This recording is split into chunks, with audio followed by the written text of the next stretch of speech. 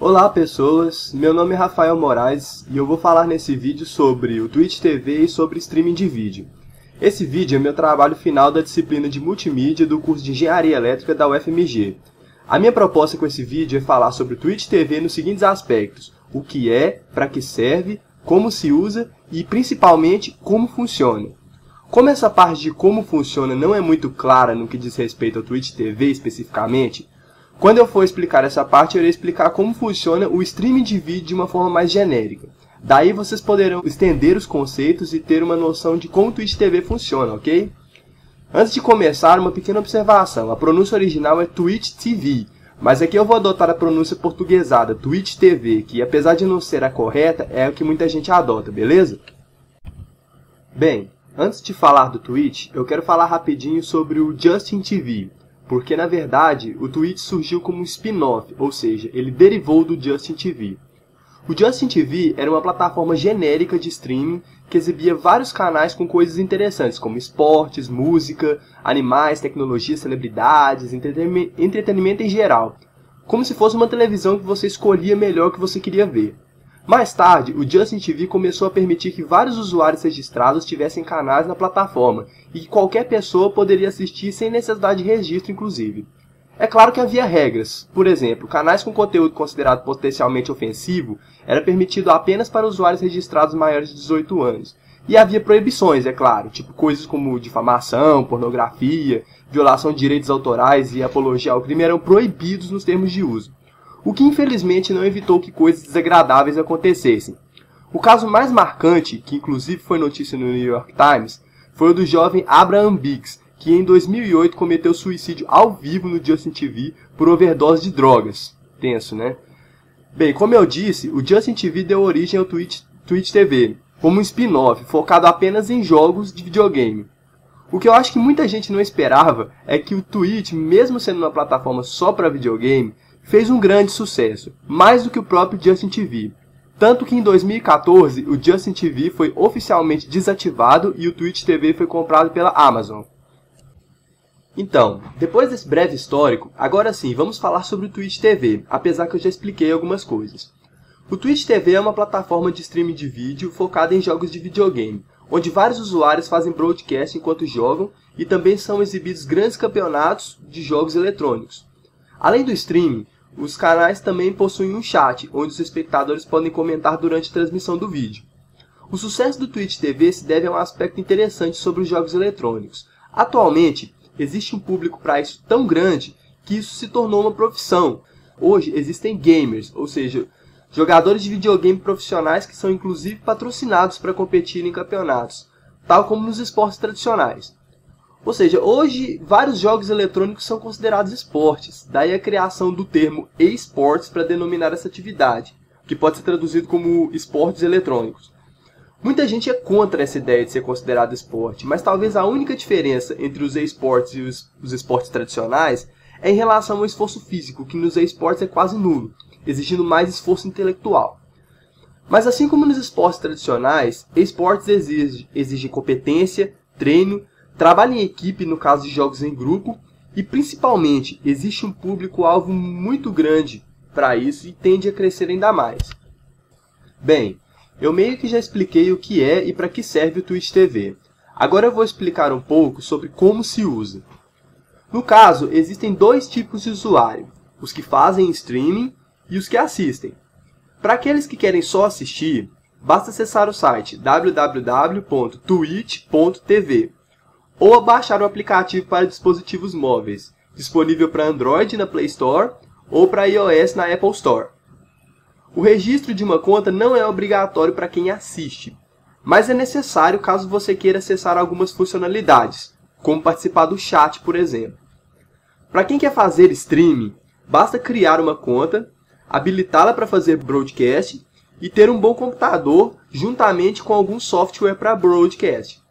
Para quem quiser saber mais detalhes sobre como fazer um streaming no Twitch TV, há vários vídeos no YouTube explicando com mais detalhes o uso desses softwares para broadcast. Vou deixar alguns links na descrição do vídeo. Aí na figura vocês vão ver os requisitos básicos que seu computador precisa ter, recomendado no site do Twitch TV, para que você possa fazer streaming, caso queira. Bem, agora eu vou falar sobre o ponto principal dessa apresentação, que é o como funciona. Eu vou falar sobre como funcionam os fundamentos computacionais e de rede para que o streaming seja implementado. E vou falar também sobre o formato H264, que é o formato de compressão de vídeo utilizado no Twitch TV e como ele funciona. O streaming é uma forma de distribuição de dados em uma rede através de pacotes. Para quem não sabe, pacotes ou datagramas são as unidades básicas de informação transmitidas pela internet por redes em geral. O streaming, na maioria dos casos, envolve conteúdo multimídia, como é o caso do Twitch TV. No streaming, os dados não são armazenados pelo computador no HD ou em outro armazenamento definitivo. Os dados são armazenados em um espaço de memória, que a gente chama de buffer, e vão sendo lidos e reproduzidos pela aplicação à medida que chegam.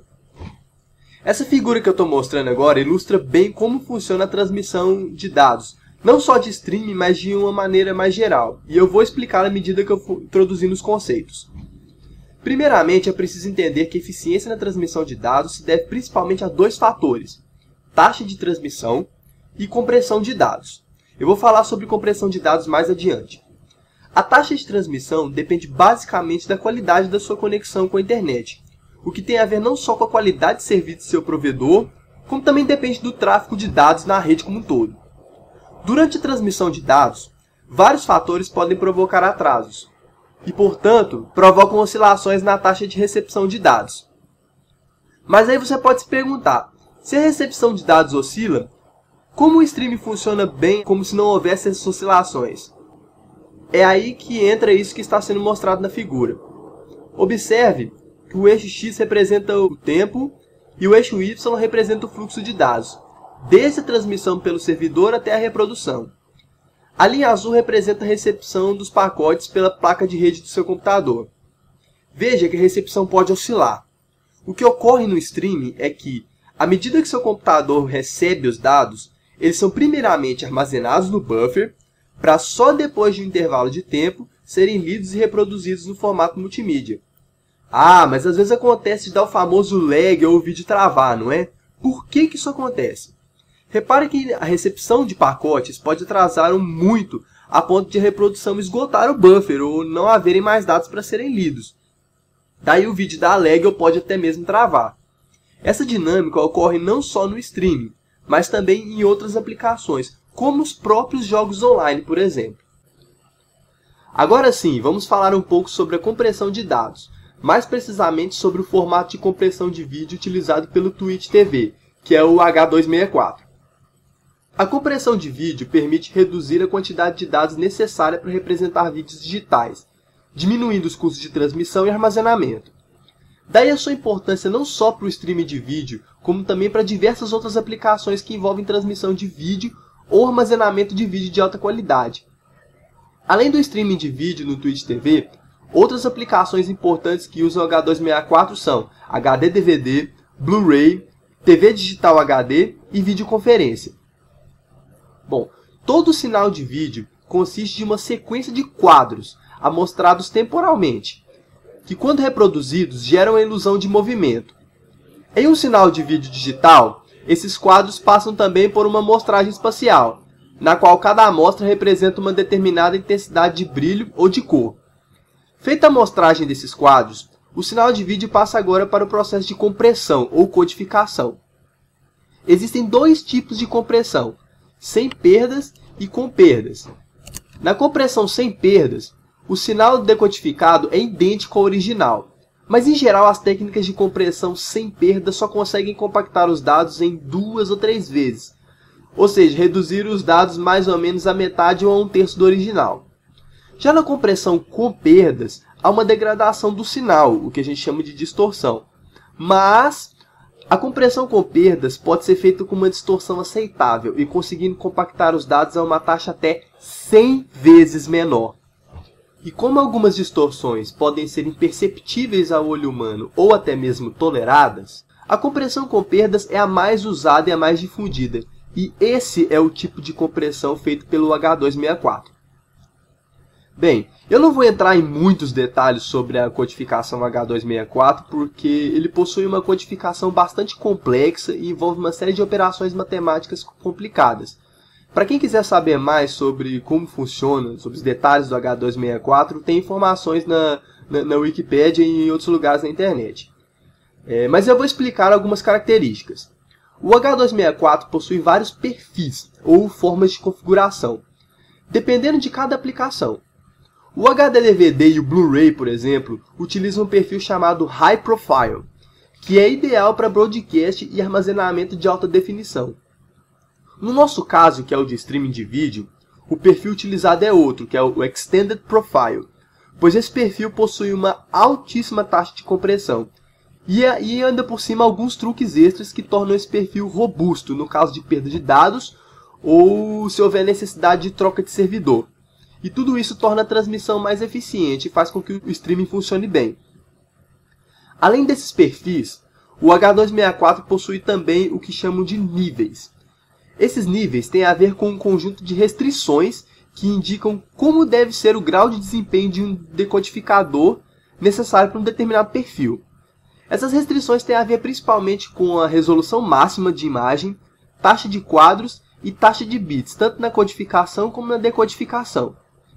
E o decodificador que estiver de acordo com um determinado nível deve ser capaz de decodificar todos os fluxos de bit para esse nível e também para os níveis inferiores. Bom, é isso aí, galera. Espero que vocês tenham gostado, que esse vídeo tenha sido informativo e útil para vocês. Se você gostou, dá um joinha aí e compartilhe com seus amigos que tenham interesse nos temas que foram abordados, beleza? Falou, galera. Um abraço.